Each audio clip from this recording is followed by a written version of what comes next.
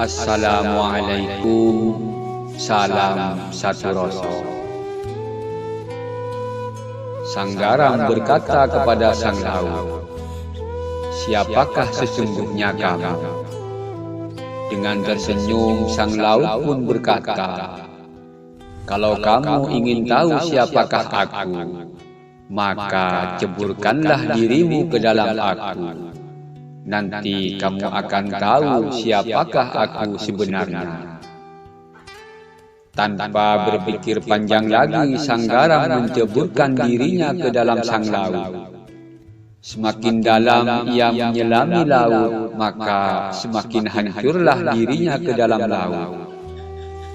Sehingga ketika partikel yang paling kecil dan terakhir dalam diri sang garam hancur, maka sang garam pun memahami dan mengenal hakikat zahir dan batinnya.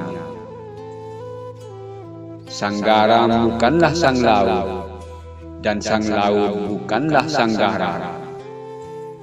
Karena sang garam berasal dari sang laut, maka sang garam harus melaut, agar bisa menyandang gelar garam laut. Bukan hanya jadi garam dapur, garam di supermarket, garam di pasar, maupun garam yang dimasak. Karena gembiranya sang garam pun berteriak kegirangan dan berkata, "Sekarang aku tahu siapakah aku." Orang yang sudah liqa Allah bertemu dengan Allah Subhanahu wa Ta'ala pasti akan membuktikan kebenaran pengalaman spiritual Nabi Musa ketika terpana di Gunung Tursina. "Sesungguhnya aku ini adalah Allah Subhanahu wa Ta'ala. Tidak ada Tuhan yang hak selain aku. Maka sembahlah aku dan dirikanlah solat untuk mengingat aku." Surat Toha 22:14. Saya bukanlah garam, dan garam bukanlah saya. Tapi saya ingin seperti garam yang melaut, bukan garam di dapur, di supermarket, di pasar, maupun garam di masakan. Makanya keringat kita ini asin.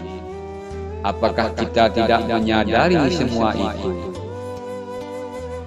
Kemudian timbul pertanyaan, bagaimana kita bisa tahu siapakah aku tanpa mengenal dan memahami sang aku? Mengenal aku tidak akan pernah lepas dari konteks awal, yaitu mengenal diri.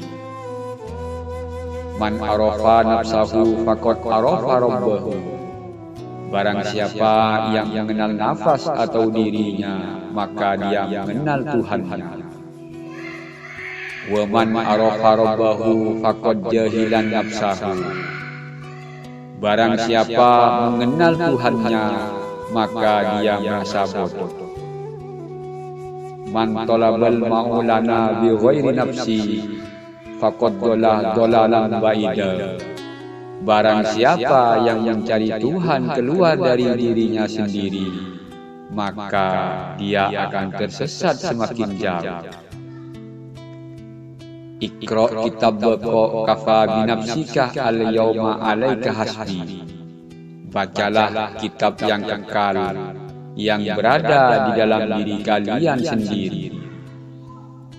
Allahu batinul insan, al-insanu zahirullah. Allah itu batinnya manusia. Manusia adalah zahirnya, kenyataannya Allah Subhanahu wa Ta'ala. Al-insanu sirri wa ana sirruhu. Rahasia kalian adalah rahasiaku. La ya'rifullahu ghairullah.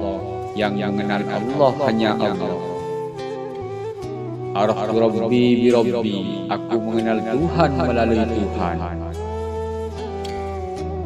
Ma arafnaka haqqa ma'rifataka. Aku tidak mengenal engkau kecuali sampai sebatas pengetahuan yang engkau perintahkan. Amin ilahi anta maksudi wa ridhoka maqlubi. a'tini mahabbataka wa ma'rifataka ya dzal jalali wal ikram.